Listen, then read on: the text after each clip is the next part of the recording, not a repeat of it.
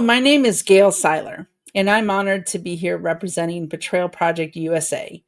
We are a victim led organization dedicated to exposing institutional betrayal, particularly in the medical field, honoring those who are lost and those who survived, and pursuing justice and accountability for the crimes committed under the guise of public health, namely COVID-19.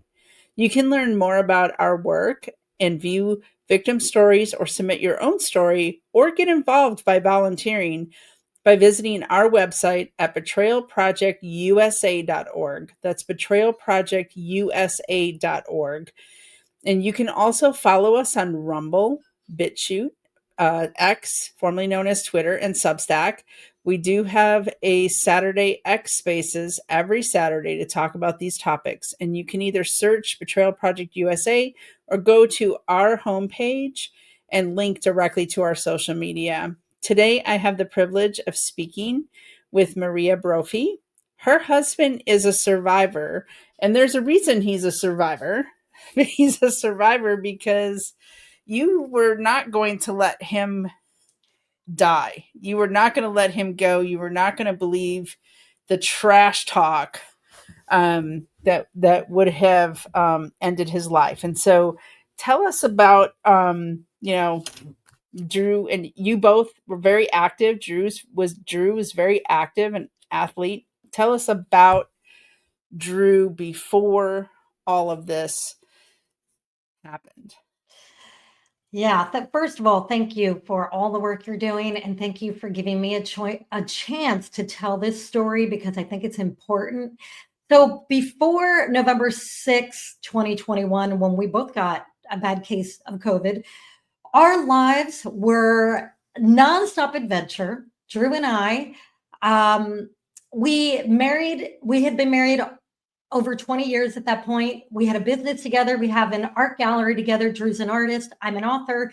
I've been his art agent for most of our lives together. And we created a life where we travel around the world surfing, paddleboarding. We took our kid, our son, and our niece all over the world. And that's really what has always lit our fire. Drew, before this happened, he was a high level athlete. So he was a big wave surfer.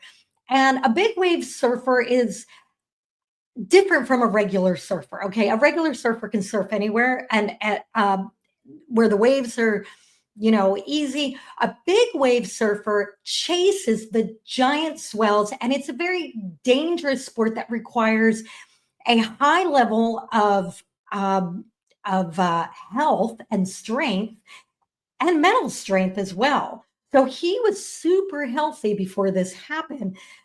And as a matter of fact, even though he had been injured quite a few times with big wave surfing, like all athletes are, he really never got sick. He never got sick. Well, he spent a lot of time outdoors. So, I mean, good old vitamin D and fresh air, and I'm sure he was incredibly healthy. Did he surf I'm just curious. I don't know the answer. Did he competition surf?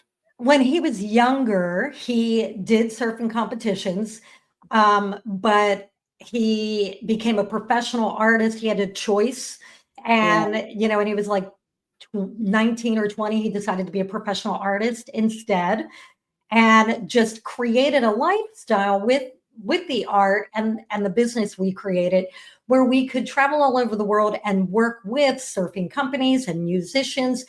And the way we created our business around our lifestyle is pretty phenomenal.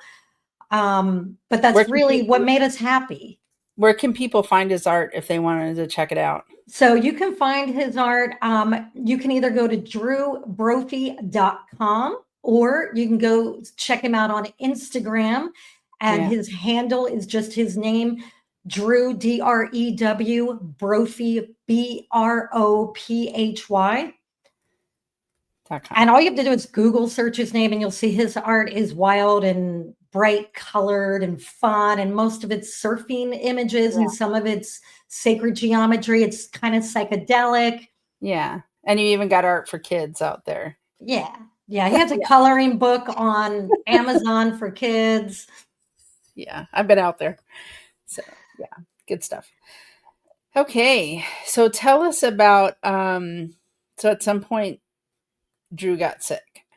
Yes. And it was actually the day, this photo that you have up on the screen, that was the last photo I took of him before he actually got sick that day. We were in Pagosa Springs, Colorado. We were driving back home from an across country trip.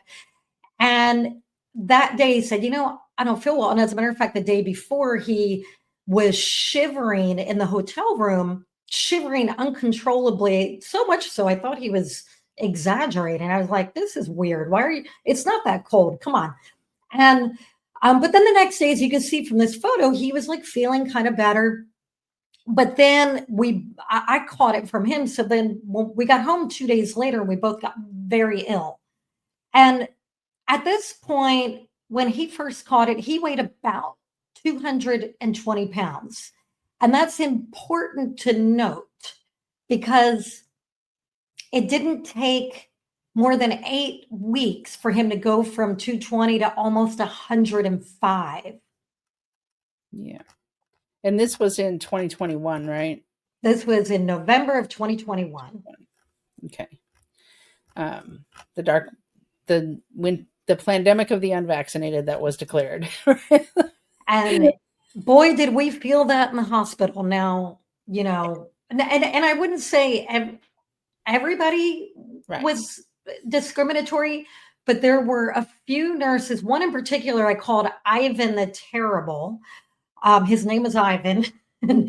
and he despised my family because we were unvaccinated. And he even said it to me.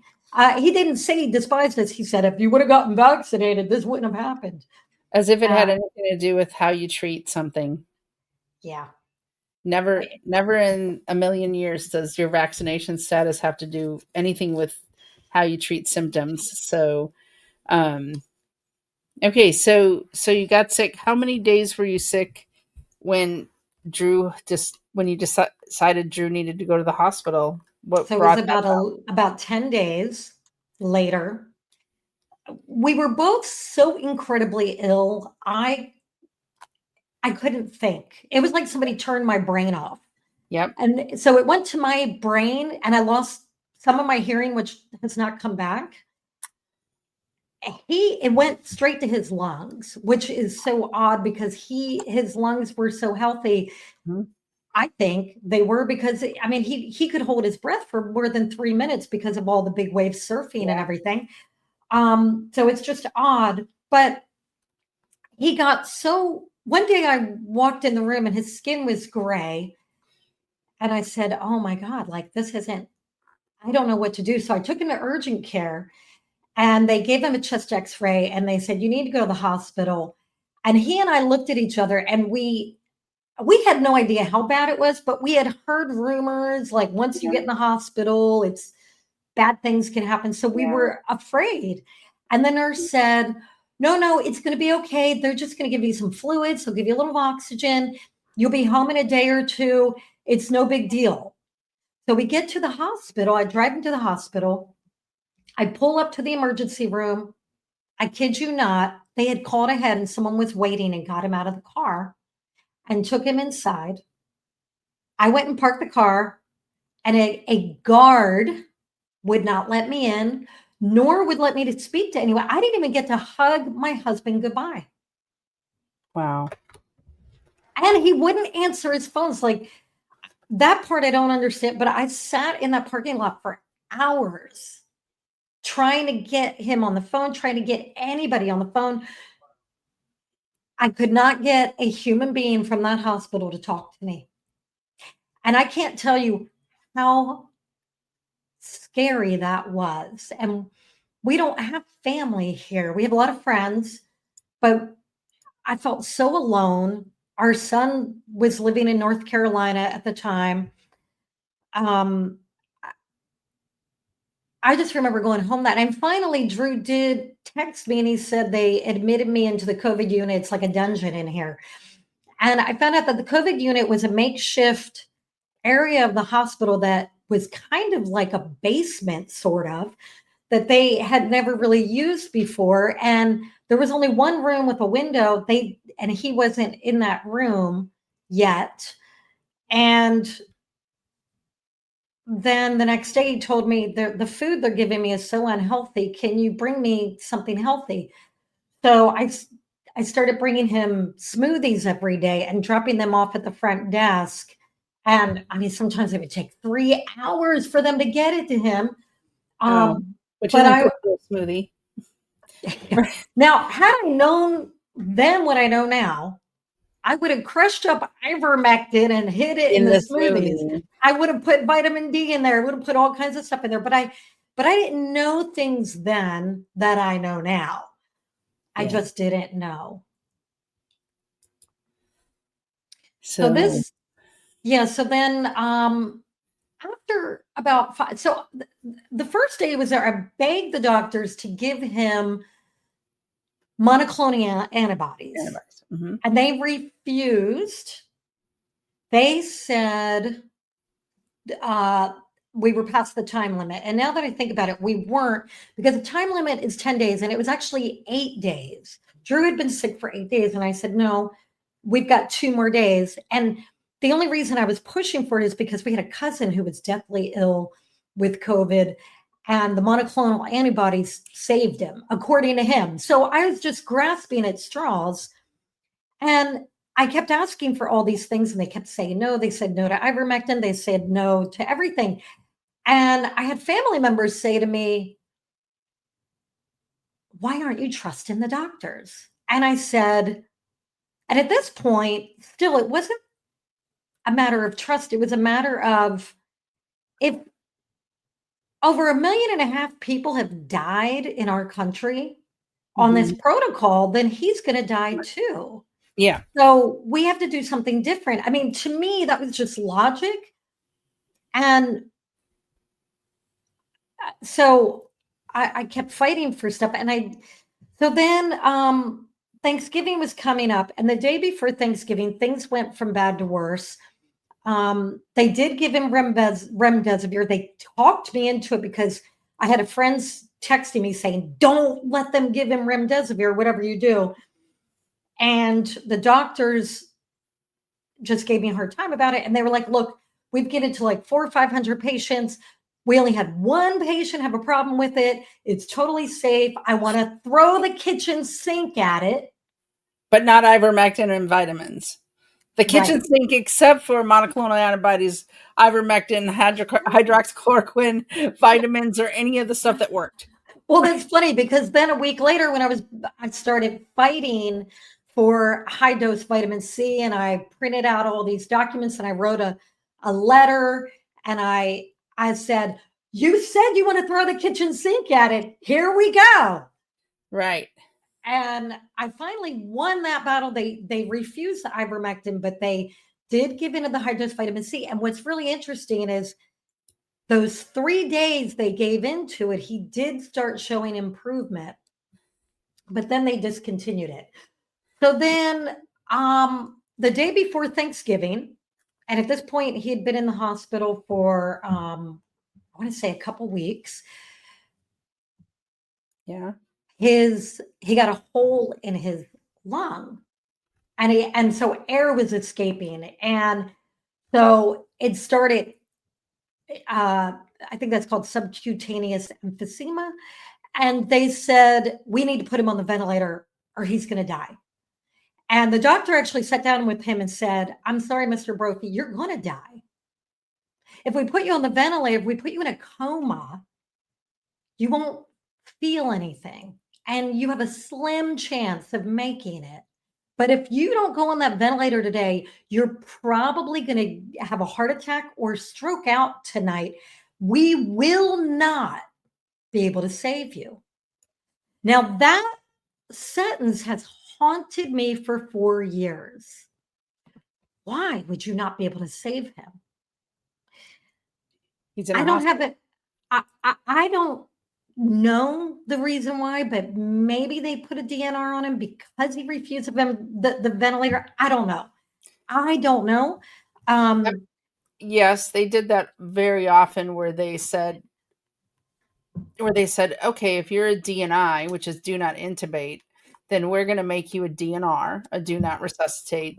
I think they try to do that with everyone. They try to do it with me, but I think they try to do it with everyone. And I know in the Grace Share case at trial, that was a big issue, that they kept insisting that if you're a DNI, you're a DNR, which isn't true.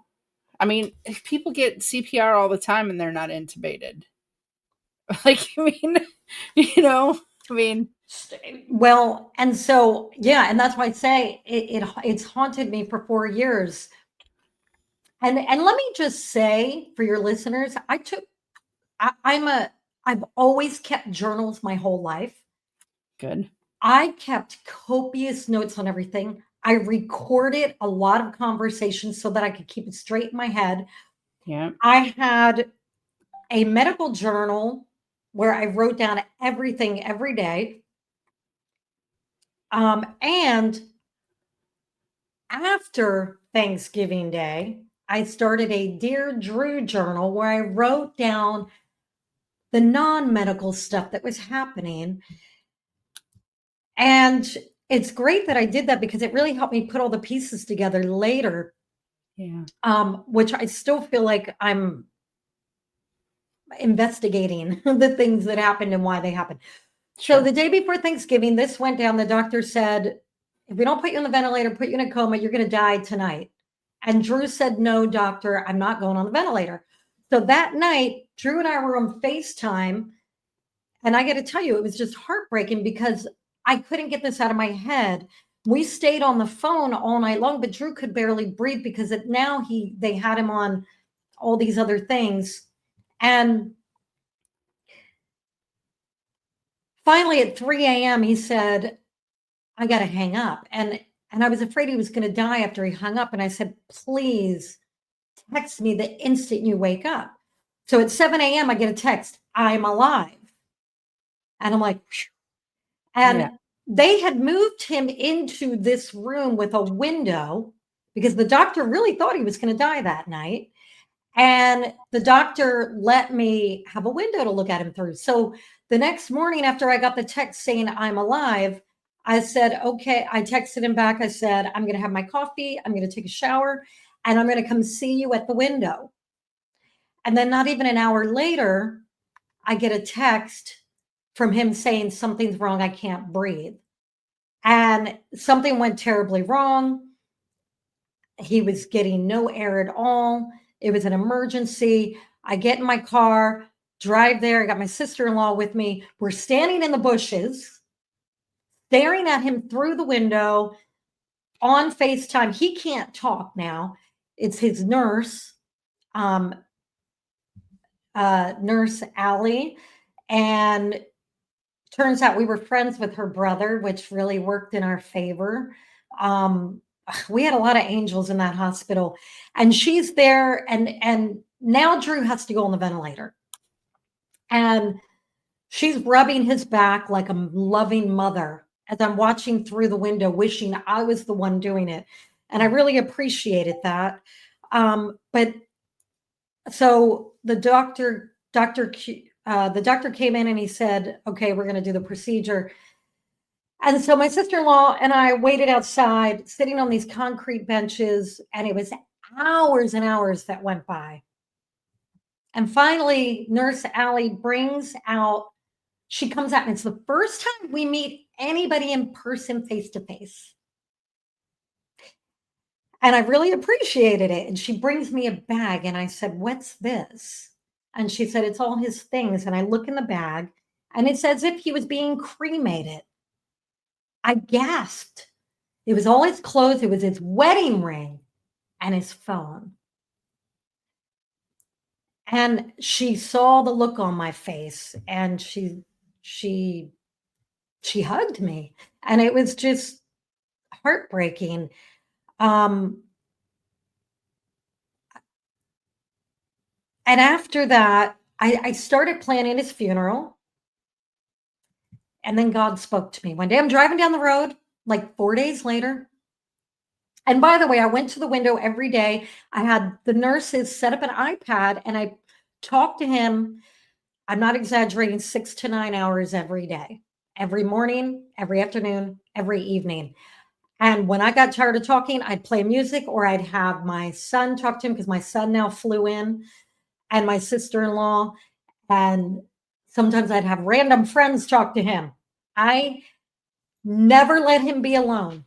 But I was always outside that window during the day. I stood in those bushes every day. My sister-in-law would go with me. We were the crazy ladies staring at a comatose body.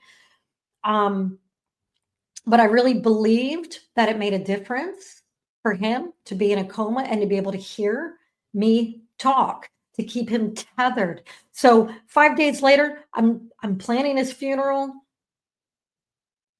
And then all of a sudden, it's like an angel or God spoke to me, and I heard this voice in my head say, if you want him to live, you have to plan for him to come home. And that was such a powerful message.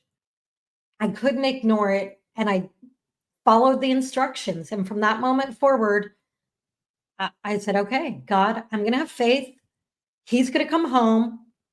I am not going to give up until after he takes his last breath. And if you take him, God, I will surrender to that. But until you do, I'm not giving up. So I changed my whole thing. And that was when I really started fighting for another round of high dose vitamin C. I started fighting for other treatments. I was so relentless. I was such a thorn that, his doctor let me in the COVID unit. To my knowledge, I'm the only family member ever allowed in there. And he let me in there because it was another week went by and they thought Drew was going to die like in a couple hours. And so they let me in. And Drew didn't die.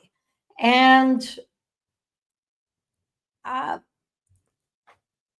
Do you think because you were you constantly had that connection through the iPad and the 'cause I heard this from another survivor whose husband had died, but she survived.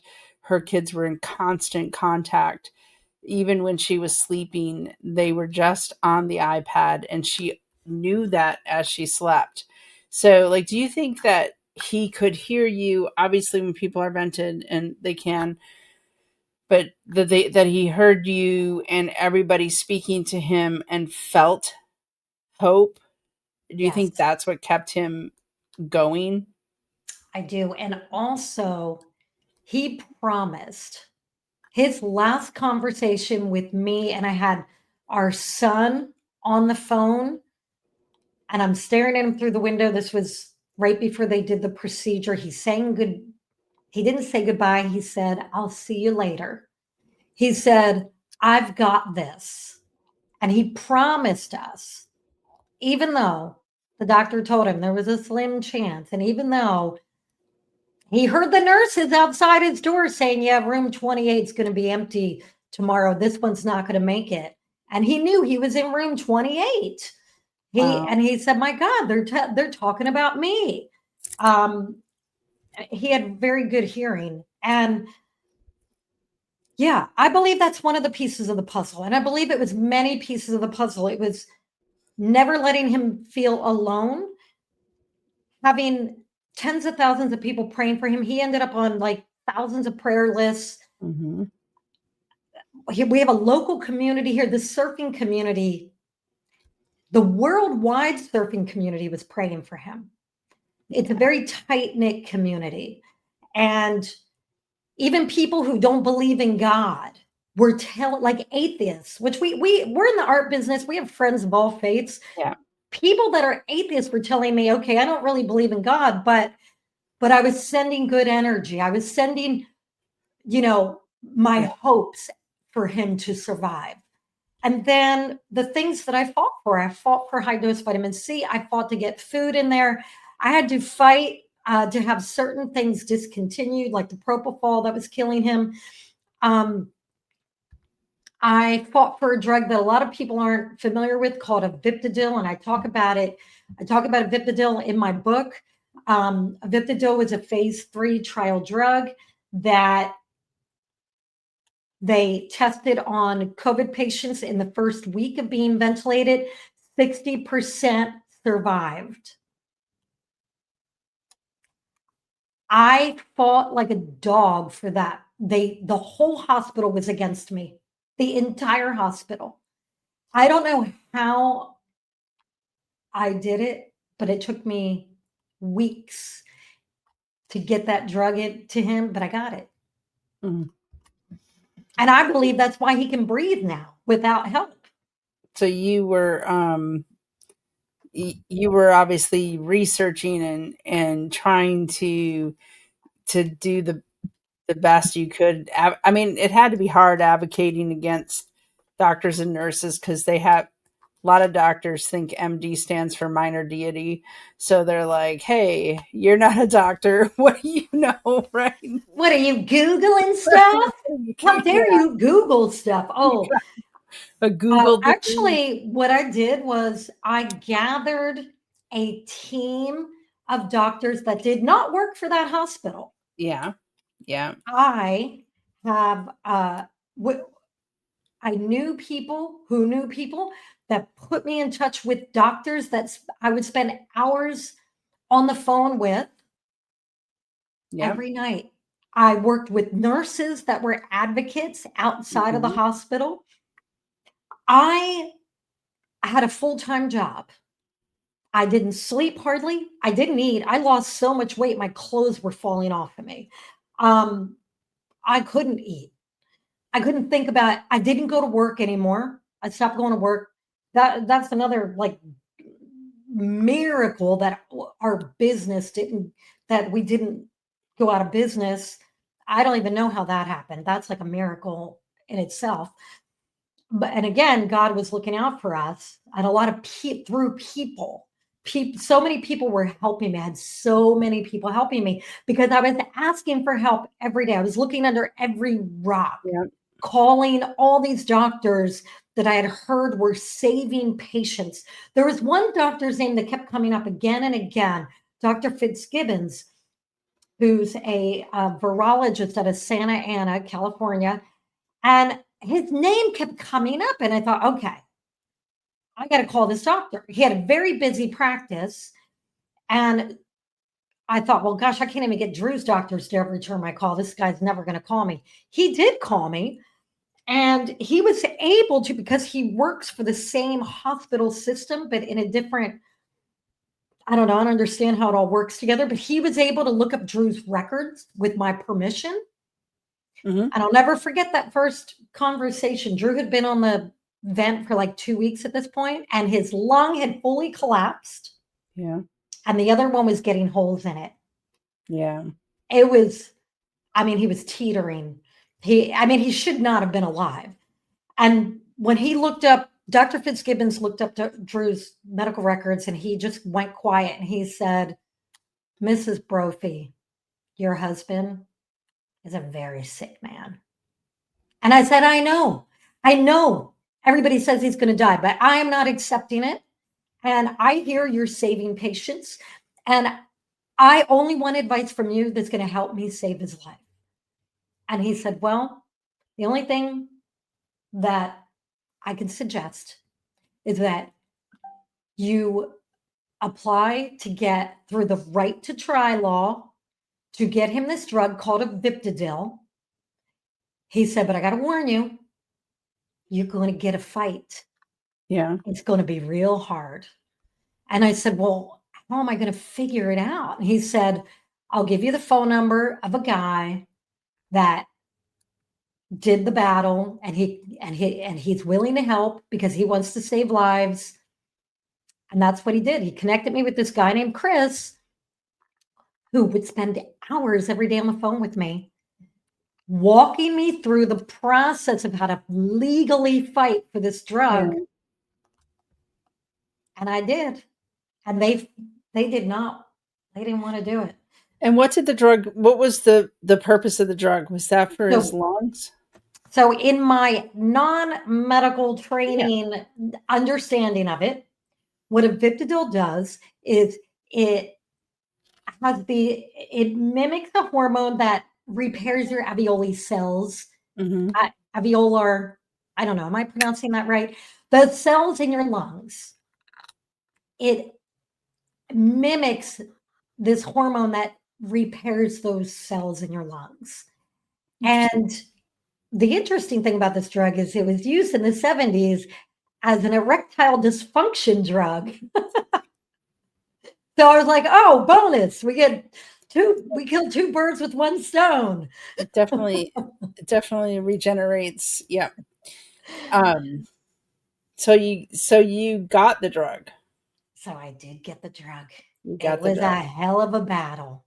Um, How long did it take you? How describe the battle? oh, it's so exhausting. I'm tired just thinking about it.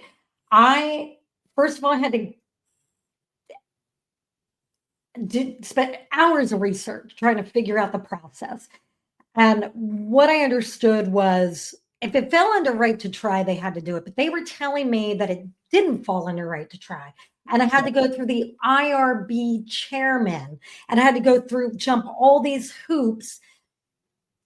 And so I spent 2 hours figuring out who the IRB chairman was and where he was. And I put together this big packet with all the data, the research, where they were, like, just all the medical information on this drug. And I wrote a handwritten note. This is a matter of life or death. My husband's dying. This is going to need your approval. And I went to his office, handed it to the lady, and said, this is a matter of life or death. Not 5 minutes later, that IRB chairman called me. And I couldn't believe it because, like I said, Drew's doctors would never return my phone call, ever. Mhm. I couldn't believe this man called me back. And he read through all the paperwork. He said, this looks very promising. I'll give it my seal of approval. He said, but you don't really need my approval. This falls under right to try. So So what there you happened go. was the hospital administration did not want this drug. They lied to me every day. His doctor, Dr. Q, his pulmonologist, I have documents of him lying to me every day. We filed the paperwork, paperwork's coming, it's been ordered. What he didn't know was he told me the drug was ordered and it was on its way. I called the drug company and they said, Yeah. we've never heard of a Dr. Q.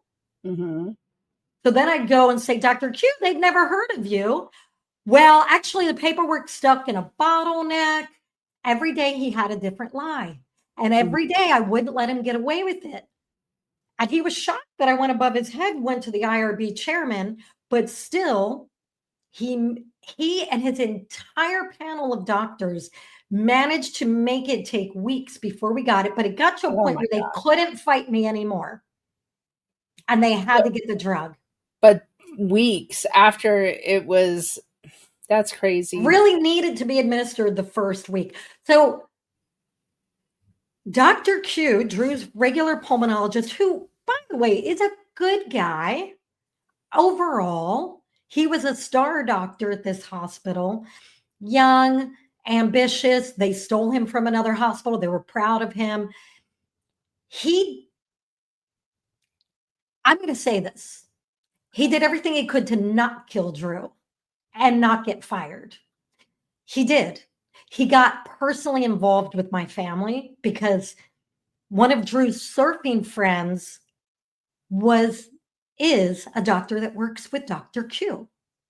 So there was a little luck there for us. Dr. Q, I believe, Tito was caught in between doing the things he was supposed to do by his boss and not egregiously letting his patient die. And Right. so, but Dr. Q, right before the drug came, Drew was moved from a ventilator onto, so Drew was, um, Actually, maybe we should talk about this photo for a moment because I'm getting ahead of myself. So was this before he got the drug? This was before the drug. Okay. He's still intubated. This Yeah. was December 19th. Now, he was intubated on Thanksgiving Day. I forget which day that was, what the date was, but this day was a turning point because Drew was still in a coma. And for the entire coma, they were not giving him a sedation vacation. They were giving him paralytic drugs you should never give more than a day or two. They were giving it to him for weeks. They Yeah. destroyed his body. At this point, he's lost 100 pounds. Paralyzed. Well, we don't even know he's paralyzed. I mean, I guess we know he's paralyzed, but he was in a coma. This nurse that came this day, named Frank, he was an ex-military nurse, Asian guy. And he comes in and he takes one look at Drew. And by the way, he looks around at all the photos. I had plastered the hospital walls with photos of Drew surfing, paddleboarding, hiking with his family, because I wanted everybody to know this is a human being with Yeah. a life. Yeah. So Frank walks in, and it's his first time to be assigned to Drew. And now Drew's in CICU. And he sees Drew's emaciated body, and he sees the pictures on the wall of what Drew was just a month before. Mm-hmm. And he was angry. And he said, this man needs to get out of this bed, or he's never going to get out of this bed. And he was angry. I don't know who he was angry at, but he was angry. Right. And Exactly. I was afraid to let him move him, but he talked me into it.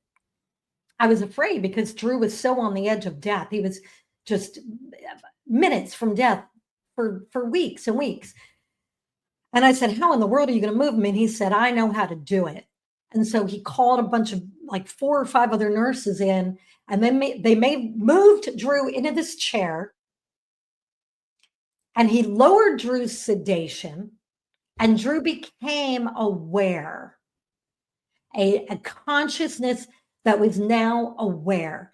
And I saw a flicker of light in Drew's eyes that had been gone. And this flicker of light was, I'm going to live. And that day was such a turning point. And it was Frank who did it. That is amazing. So then it was a week later that he was extubated. Mm-hmm. And so he was still on the ventilator, but now it was a trach. Mm-hmm. Could not eat, could not speak for another almost, I want to say a month and a half, 2 months.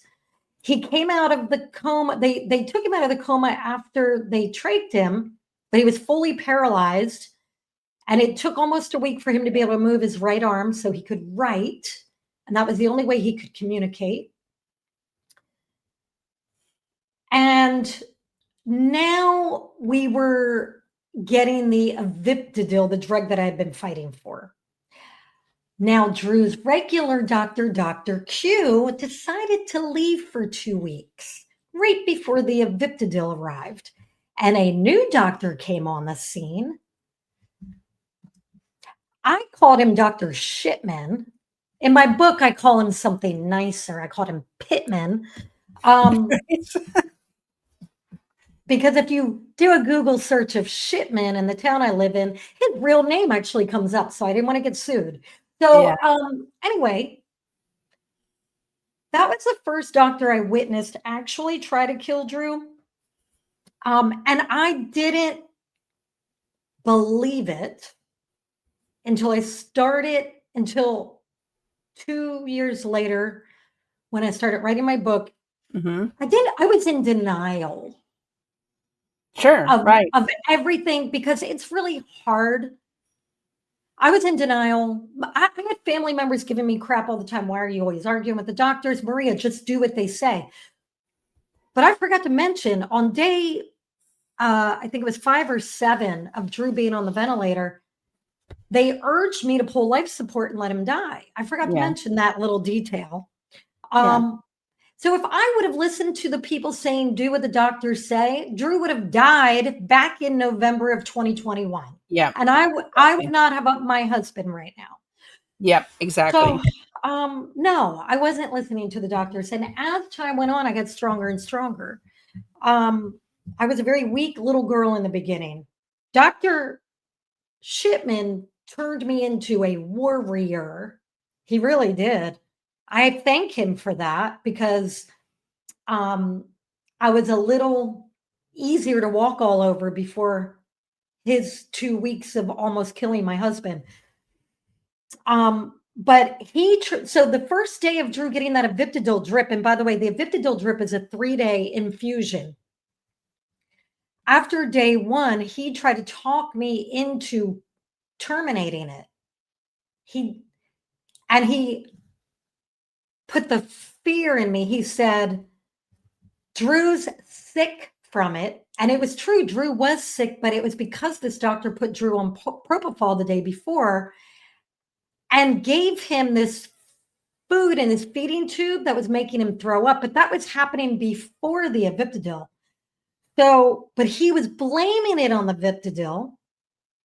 And I said, no, he was throwing up even 4 days ago. I said, it's something else.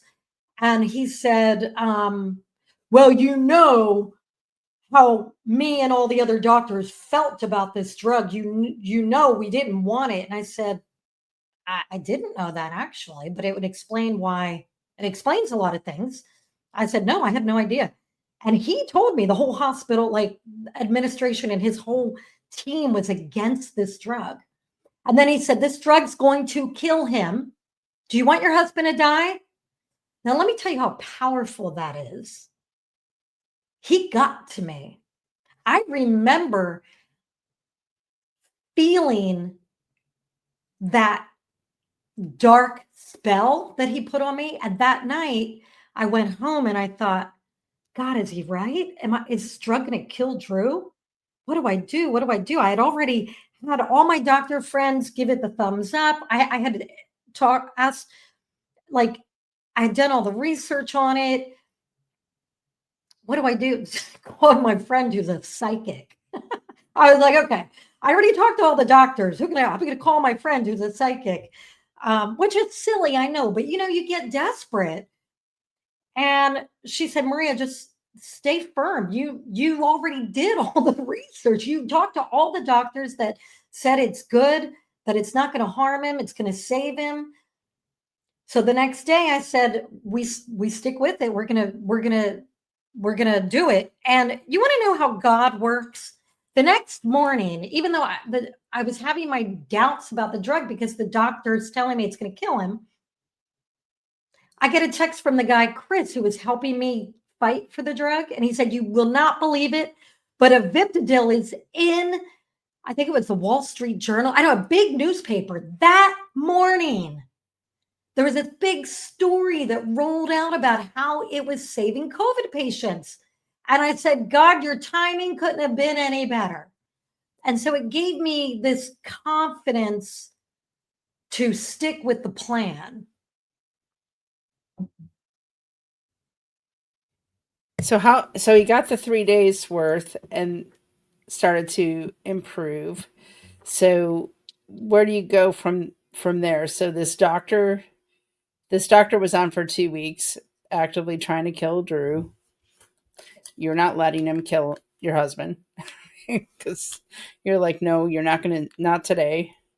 Um, so what from there is this when you started when you got So them? when he was at that first hospital, they wouldn't let me feed him anything in his feeding tube. But I did fight for a healthy. Remember, I mentioned he had been throwing up. And by the way, Yeah, that throw up almost killed him because he got a bacterial yeah, infection. I mean, he got so many. It's amazing he survived all the bacterial infections he got.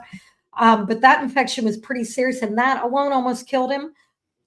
So at one point, I realized he was only getting 600 calories a day.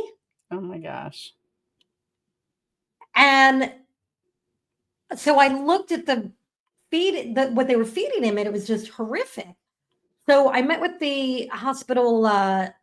Is it called the dietitian or nutritionist? I always get those two mixed up. Anyway, one of them, and she gave me other options. So I chose the one that had the most healthy ingredients.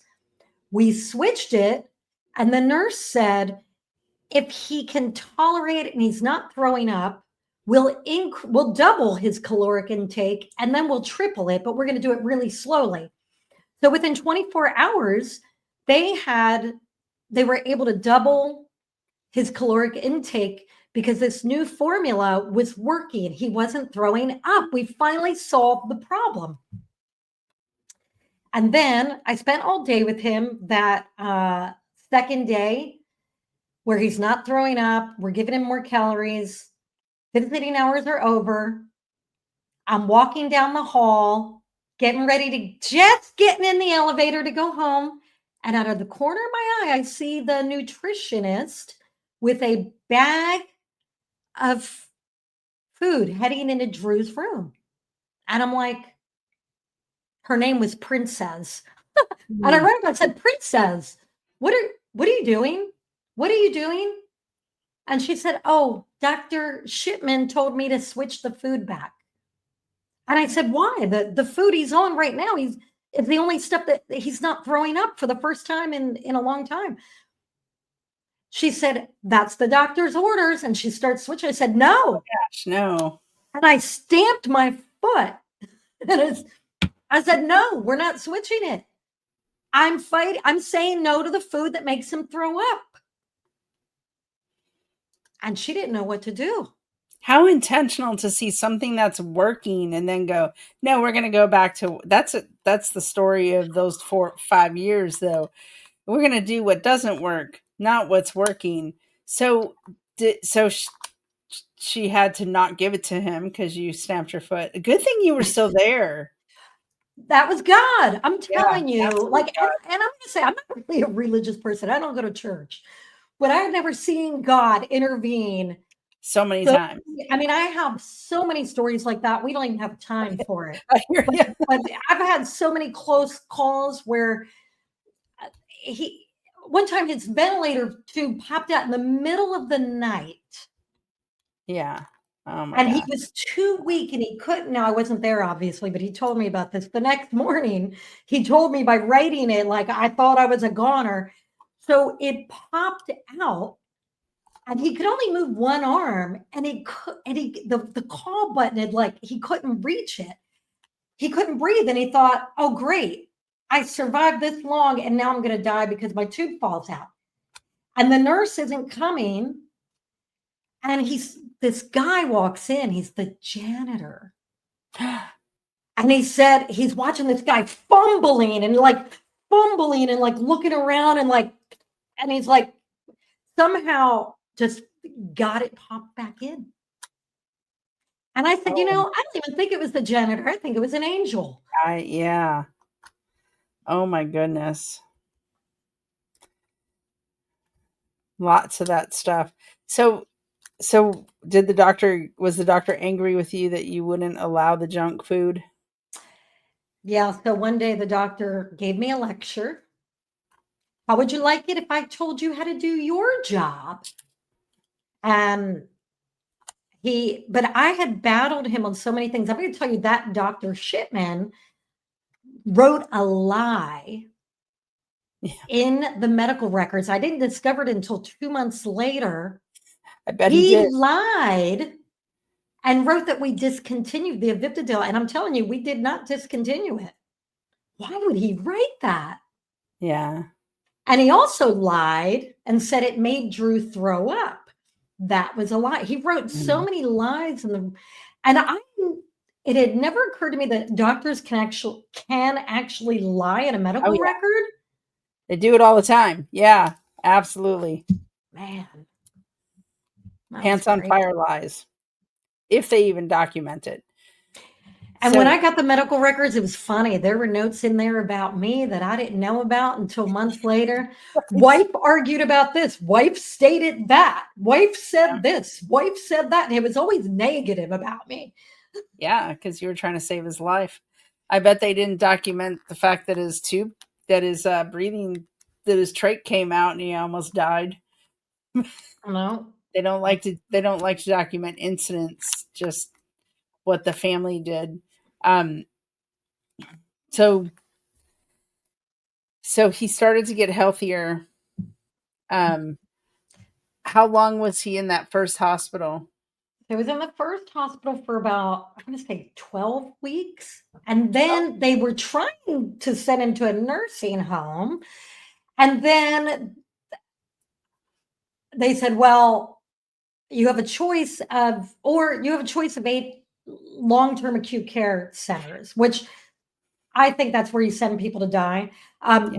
They wanted to get him out of their hospital because at this point, He's they were trying to get him out for weeks, actually. yeah.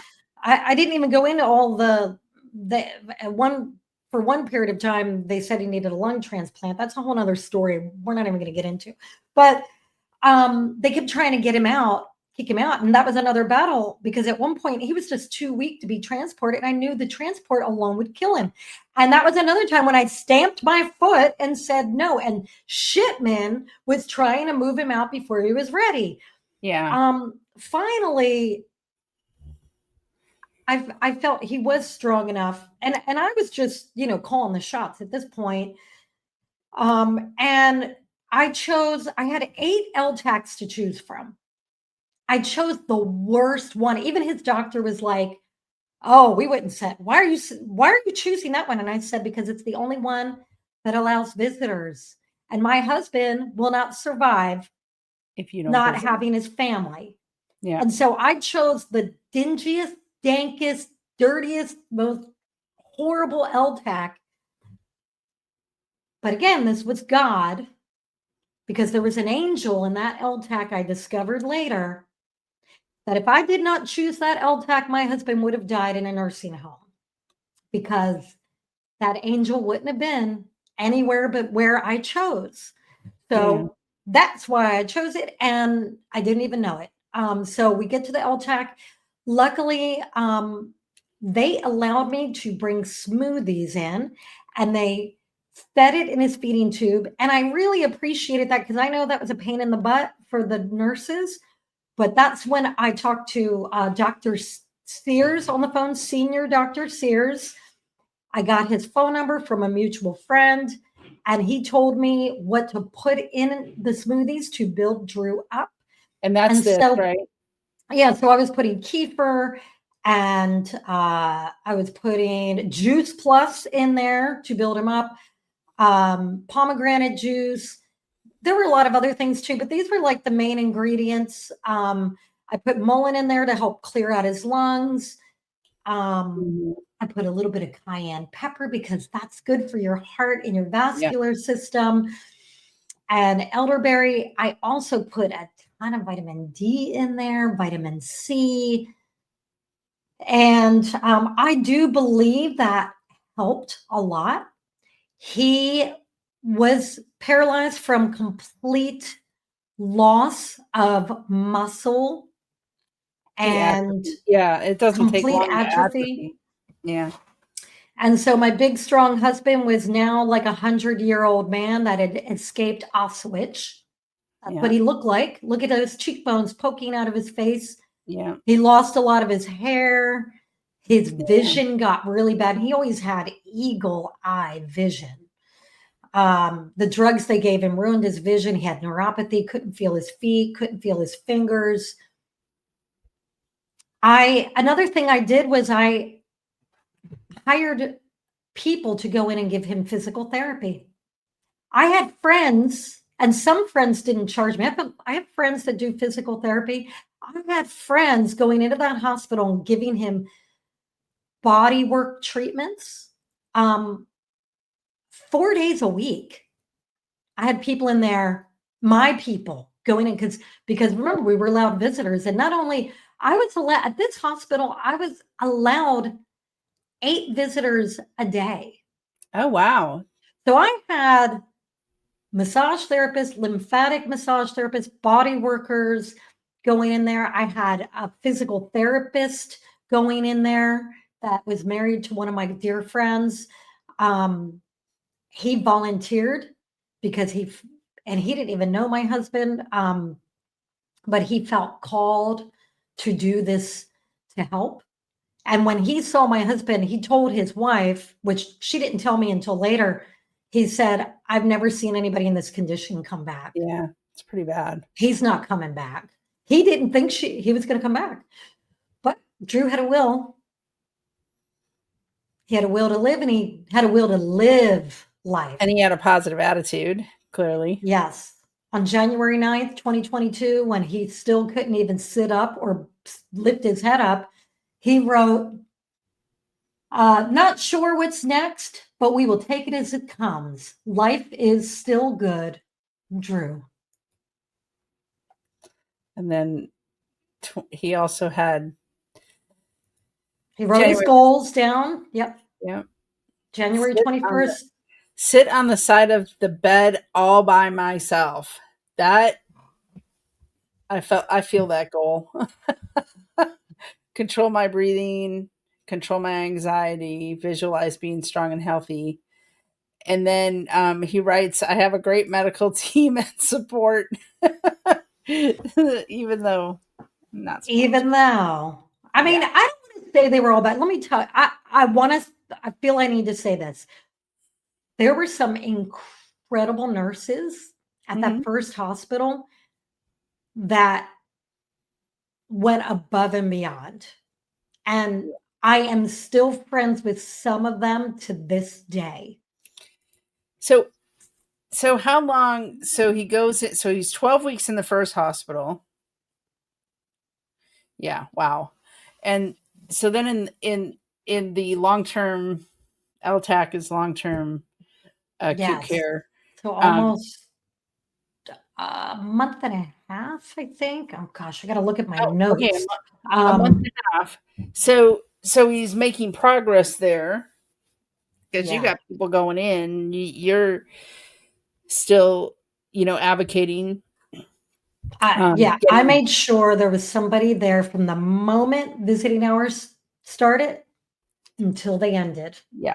And that's very critical. That's very critical in advocating is like if it's 24 hours, have somebody there 24 hours. If it's 12 hours, have however many hours visiting is, somebody being there makes all the difference. Like I know when we advocate, if you can get somebody in the room with them, it ups their chance of survival by like 50%. It's so important. That's like that is so important. So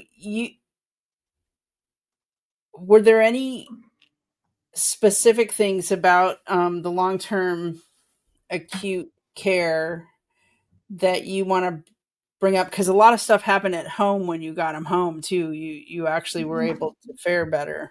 Well, the most important thing that happened at the long-term acute care was an angel respiratory therapist. Drew had been on the ventilator for like 67 days. And she said, I want to get this man off this ventilator. And the doctor said, you don't come off at this point. He's going to a nursing home. And I had the doctors try to get me to choose a nursing home. And she said, I want to try. And the doctor said, you're going to kill him. He's not coming off that ventilator. And she fought for it. And they got him off the ventilator when the doctors were totally against it. Even her boss, the head of respiratory therapy, was against it. But Alicia never gave up. And she was, oh my God, she was just an amazing person. And when I talked to her, so we keep in touch with her.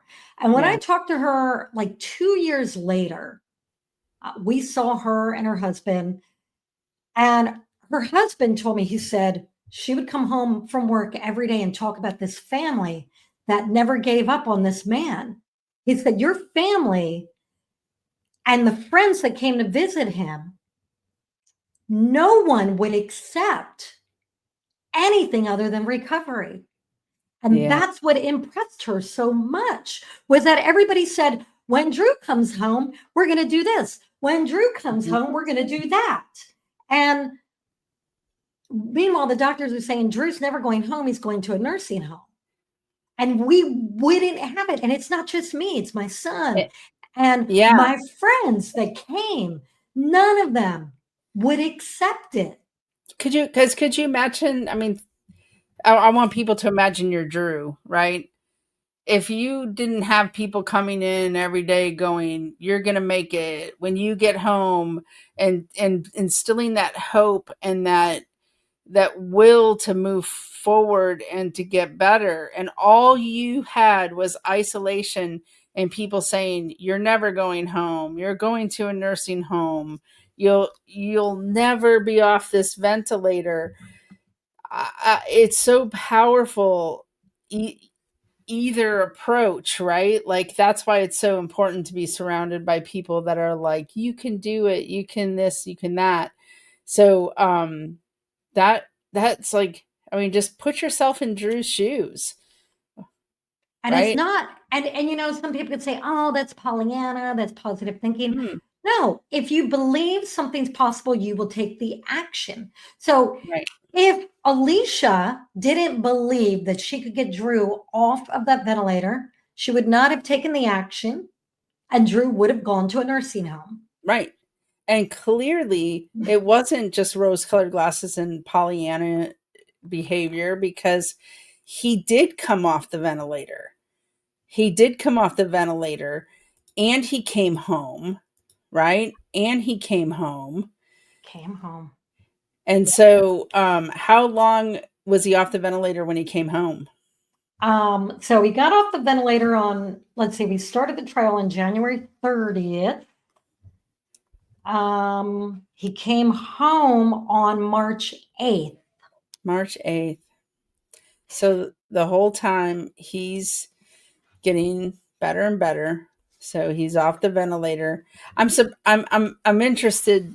What was the reaction of doctors and nurses who said he couldn't come off the ventilator when she got him off the ventilator? They kept the trach in. The doctor wouldn't remove it because he said he's just going to end up back on the ventilator any day now. And now, what people don't understand is, at least for Drew, the trach made it so hard for him to breathe because it's like breathing through a bar Hmm. straw, like Yeah, breathing through just a small straw. He had to, with every breath, he had to jerk his body yeah, like this. yeah, After, I think it was a week later, the doctor walked in and he watched Drew doing these contortions to breathe. And he said, oh my God. He literally said out loud, I can't believe I left that in this long. We're taking that out right now. And then and as soon as they removed it, Drew was like, like, oh my God. And then he could talk. And he was like, why'd you keep that in so long, Doc? And it was just another level of like, now I can breathe. Now I can do physical therapy easier. It'll be yeah, easier. It's still hard, but it's easier when you can breathe. yeah, yeah. So he comes home in March. March 8th is 51st birthday. Oh, what a And great birthday present. that was, I don't know how many days that was in the hospital, over 100. I don't know. Um, You yeah, I look mean, at like 4.5 months. And then he came home in a wheelchair because he still couldn't really walk. yeah, He could walk 100 feet with a walker. Um, and our house is so small that you can't use a wheelchair. We had to have a ramp built. Luckily, I had a friend that knew how to build a ramp, and this guy built a ramp for our front door. But we didn't keep the wheelchair for long. Very as soon as he came home, it's like he started to accelerate. yeah, Just being home, you accelerate your healing and your recovery. yeah. I know how that is. I couldn't stand the wheelchair. I couldn't wait to get rid of the wheelchair and get walking. Um, and walk he did. Walk he did. He did more than walk. He did more than walk. I want to. They So told us he'd never get off the oxygen. So he came home on was it 3.5 liters, it is. I believe. Um, and they said, yeah, just get used to it. He's on it forever. And On we're it like, no, forever. we're not getting used to that. You guys were wrong about everything else. I'm pretty sure you're wrong about this too. And so And you, so, so we hired a physical therapist that said, I think it's possible. We're going yeah, to do our best. We're going to see what we can do. We're going to try to get him off of that thing. yeah. All right. So and she started working with him. Yep. I mean, impossible. It's in the name. I'm possible, That's right? right. So That's right. So we had her at our house. We had two physical therapists coming to the house 5 to 6 days a week. okay. So my favorite physical therapy photo is this, where he's not on oxygen anymore. So tell everybody about this. So she started having him exercise without oxygen to strengthen his lungs even more and work his way off of it. And he had this crazy goal, which I'll admit, even I wasn't sure this was going to happen. He wanted to surf again, and he wanted to surf by September. Now, mind you, March 8th, he came home in a wheelchair on Yeah. 3.5 liters. And he sets this crazy goal that he's going to be surfing by September. Well, I remember it was August 8th, and he had been practicing in the backyard. She had him practicing for weeks, like mimicking laying on his stomach, paddling, and then getting to his feet, which was very hard for him to do, to get to his feet. And when you surf, you have to hop to your feet very quickly Yeah. to be able to ride the wave without falling. Drew couldn't, those muscles just didn't work. But they tried and they tried. And so it was August 8th, 6 months later, when he said to me, I think I'm ready to surf. And I said, oh my God, you really? I don't know. I mean, you said September. Maybe we need another month because I know the danger. If he gets held down by a wave, he'll die. He can't hold his breath. He can't, he didn't have, surfing's a strenuous activity. Yeah. But he said, look, I have a life vest. Let's go buy a surfboard that's made of foam. So it's lightweight because he couldn't even hold a surfboard. How in the world was he going to surf? So we went to Costco and bought a foam surfboard, which, by the way, just walking around Costco was really strenuous for him. And I'm like, yeah, and you're going to surf? So then the next day we take him to the beach, and God gave us the most gentle, playful, perfect conditions that day. And we put a life vest on him, and we had friends out there that were going to help him. And the last words he said to me before he paddled out, and I'm watching from shore with my phone, and my friends are in the water with him. He said, I'm going to try to catch a wave. I'm pretty sure I won't be able to stand up because I'm just not strong enough, but I'm going to ride it on my belly. And let's show what his first Video. wave ended up being. Awesome. Let's show this. Y'all ain't gonna believe it. So let's show it.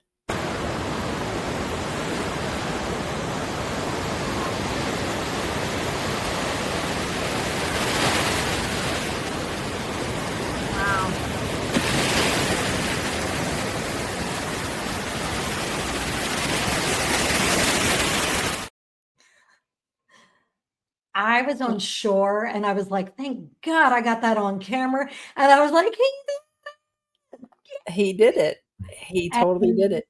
he said he came out of the water bawling like a baby. And I had to help him with the surfboard because he couldn't hold it because the waves were like knocking it and he wasn't strong enough to hold it. I had to like run out in the water and grab the board. And he's crying and he said, oh my God, I can't believe I didn't think I'd ever surf again. And my body remembered what to do. It was like he said, I didn't even think about it. I didn't even think about it. Like my legs just popped up. They just remembered. Oh my gosh, that's so incredible. I love that. I love that so much. Let's see. So you also, I'm going to take you through these too. So that's why I love this so much. It gave him hope. Drove him to his goal. And then tell people about this. So then 1 year after he was admitted into the hospital, exactly 1 year later, we actually had a client that collects art, buys art from us. And he said, I have an event going on in Costa Rica and I'm going to buy you to a first class trip. Like he literally paid for the whole trip, which was amazing. And we went to the beach there in Costa Rica and we both went surfing together. And it was amazing. And, I don't want to make it look like everything was easy because a lot of things were really hard. Just walking through that airport for Drew was exhausting. Yeah. Um, Yeah. but being in the ocean was so healing for him. It was so healing. And it gave him, you have to have a reason to live. And for him, his family is a reason to live. And being in the water because he loves nature and the ocean so much. And after this, I mean, it took him 3 more years. He just stopped doing physical therapy a couple months ago. Oh wow. Cuz you can see he's starting to get his health back there. Like he's starting to build muscle and really get, maybe not perfect lungs, but you can tell he's getting some of it back from that day from before he went in the hospital. Um Yeah, and he's back to painting. It took a year for him to be able to actually go back to work part-time, yeah. because his body was so wrecked. It's amazing, and all his problems, I want to say, while COVID did mess up his lungs, his main problems were from the drugs and the coma. Yes, exactly. Exactly. And so talk a little bit before I play that. I'm not going to play that last video until the end, but um, talk a little bit about the journey then. So at some point, um, I mean, you realized in the hospital when the one doctor was trying to kill him because you were very much. I'm an advocate. I'm going to advocate for him. He's not going to die, at least without a good fight. Um, At some point, you decided to write a book about your experience. Well, the funny thing is, when Drew was still in a coma, and I was keeping copious notes, and I kept a Dear Drew journal for Mhm. him to read when he was better. Yeah. So he would know all the friends that were helping me. And I knew I wasn't going to remember everything because I was so stressed out. So I wrote that. Well, one of my doctor friends that she's a surgeon in Phoenix, and she was talking to me a lot and helping me a lot. And one night she called me and she said, Maria, I had a vision in my meditation this morning that you're going to write a book about this. And I said, Sue, that's crazy. Not writing a book about this. We don't even know how the story's going to end. I was being really dramatic, but that was how I felt. And she said, no, I'm telling you, it was so clear in my mind. I even got the title of the book, COVID, a love story. And I thought to myself, that is the most horrible book title I've ever heard. Yeah. And I wrote it in my journal and then I kind of blew it off. But about 2 years later, I maybe a year and a half later, I thought this story's got to be told. There are Yeah. too many lessons, and God did not give me this trauma for Mhm. no reason. Right. And I wasn't sure how I was going to help people. But when I wrote, it took me 2.5 years to write this book because I was insistent on everything being accurate. So nobody can say that's not true. So I was Yeah. really, so like when you go through the book, it tells you like the date. I put almost every day, I put the date in every entry of every story I tell, how long he's in the hospital, but it's a memoir. So it's written as a story because I wanted it to be I wanted it to read like a novel that you just can't put down and you got to stay up all night and read it. And I achieved that miraculously. And I say miraculously because I don't know how I did it. Um, Have you ever written a book before? so I have written books before, but I've never written this type of book. I've written nonfiction business books. That's what Yeah. so like I wrote a book called Art, Money, Success, and it's all about the art business. And it's very technical. It's Yeah. like, this is how you do this. Um, Right. I didn't know how to write a memoir or a novel, and I really struggled with it.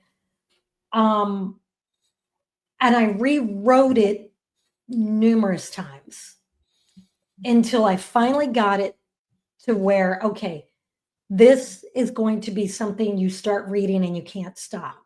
And again, I mean, I think God helped me because I don't know how I did it. It made me sick. I got to tell you, physically ill writing this book because I was reliving the trauma over and over and over again. Mhm. Um, and I'm finally, now that it's come out, it was released the end of September or end of August. I finally feel like I'm getting my health back because writing it made me sick. Um, Just so it came out just this last year? yeah, Just so it just came out 2020. in Oh. August of 2025. Yeah, it Oh, just wow. came out. Okay. Yeah, Y'all go get that book on Amazon. it's on Amazon. We'll add it to our to the story when we publish the story, and we'll add the link, and we'll add it to our book recommendations. So, that's I think it's awesome that you wrote a book about it. I think it needed to be written, and it especially from an advocacy perspective, because this what we experienced didn't start and end. It didn't start with COVID. It's not going to end with COVID, right? And it's still happening today. So people do they need to know how to advocate for their loved one in the hospital. And the other thing it I love about I hate that you guys went through it, but I love about your story is the aspect of hope, because it's the one thing that they did with the isolation was designed to strip hope from the patient. Because if you don't have I know from experience, if you don't have your family there, you don't have it any I want people to like picture you're isolated in a hospital room, and every single person you see every day all day, each person just wants you to die. They tell you you're going to die. They tell you there's no hope. You don't have your family. You don't. I mean, it's it's terribly depressing. Where the mind goes, the body goes, and so it's very important what you did to make sure that your husband felt hope and love and the will to live is critical. That was critical. The I'm going to project my voice in there. I'm going to stand outside this window. I'm going to do whatever if whatever wasn't ideal, you were going to do something. You were going to do whatever it was that you could do to show him that you were there. Yeah. That was so critical, And the staff and the needed staff. to know I was Yes. there. They sure did, and they knew it, and they knew you were there. They knew you were watching. They knew, and making him. Like, you're not going to dehumanize him. He is a human. You're going to see him as a human. You're going to see him as Drew, right? All of that stuff was so critical. You did an absolute excellent job with what you had to deal with and the obstacles that you had to combat. I want to show the video of where he is now, or Yeah. where it was in April, before I ask you some wrap up questions. This is what, all of this now today, the man that was never going to get off of oxygen, that was going to need lung transplants, that was hopeless, that was going to spend the rest of his life in a nursing home, all of the hopeless talk. Y'all watch this.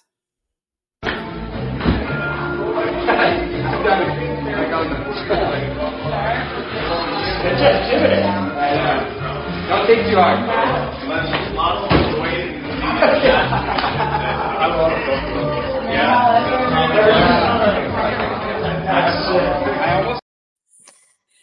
Yeah. The Not many doctors, people can do that. I bet his doctors can't do that jump. right? Oh my gosh! From you're not going to live. You're not going to get off that vent. You're not going to ever surf again. Oh my gosh! Um, that's incredible. That's incredible. This is just so incredible. So so tell people a little bit about what the future looks like for y'all, and I give some advice on if people are going through this or they have gone through this. um Tell them how important it is, number one, to tell their story. 'Cause but go ahead.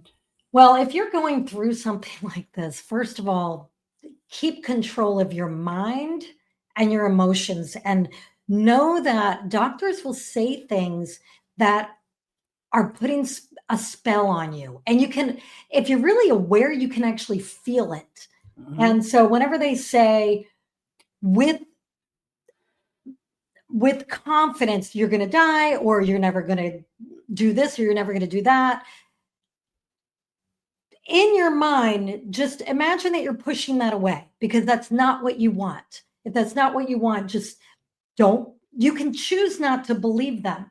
And then do everything you can to find people that can help believe in what the outcome is that you want, Yeah. and either hire those people, or if you have friends that you can rely on, that you can turn to when you feel weak, when you feel despondent. I surrounded myself with friends that lifted me up because I needed it, Hmm. quite frequently, and ask for help from people who can help you and people who want to help you. Um, And if your loved one's in the ICU, plaster the walls with pictures of them doing fun stuff, the things they love, the people they love. And that way, not only will they look at these pictures and remember what their life is so they don't become institutionalized, because that happens really fast, but also the nurses and the doctors see this and they notice it, and they'll see the patient as more of a person, and their Yeah. attitude is better. And there's a lot of good doctors and nurses out there. And there are a lot of good ones out there, and we just have to remind them that they're here to help people, and they have to see you as a person. They have to see the person in the bed as a person. I would have a nurse walk in and see a picture of Drew surfing on the wall, and she'd go, "Oh, is that him? He was a surfer?" And I'd say, "No, he is a Yes. surfer." Right. I always corrected them. Yep. Yep. Great advice. Great advice. What do you see for the future for you and Drew? What's next? Oh boy, we ask ourselves that question all the time. And we have an art gallery in San Clemente, and we've been in the art business forever. We're, you know, we're like kind of tired of it. We're like, Drew, I didn't even get into this, but Drew had a near death experience when he was in the hospital. He actually died, came back. It's changed his whole life. I mean, this whole thing that happened to us changed our lives. Yeah. And it changed our relationship with God. It changed the way we treat other people. It made us more compassionate. And so we know one thing we do know, we want to continue having adventures because that's who we are. We love to travel.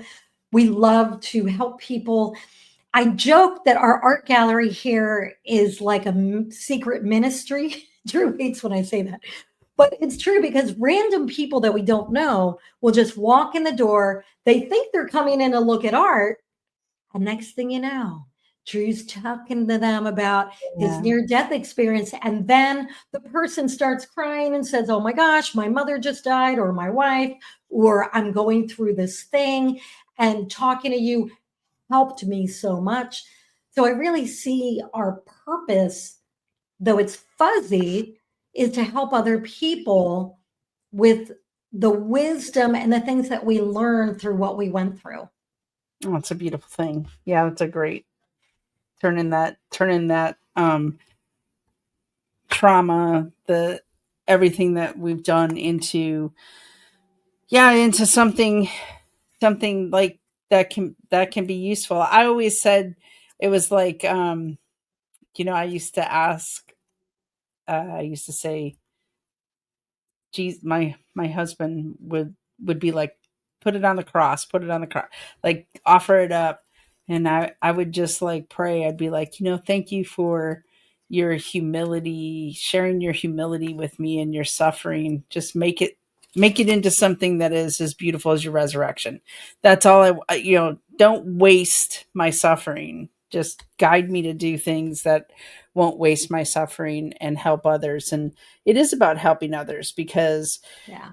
we have lost as a society, and this has showed us we've lost our virtue and our compassion, and we're expecting this of nurses and doctors, and we also have to expect it of ourselves. So I love that. I appreciate it.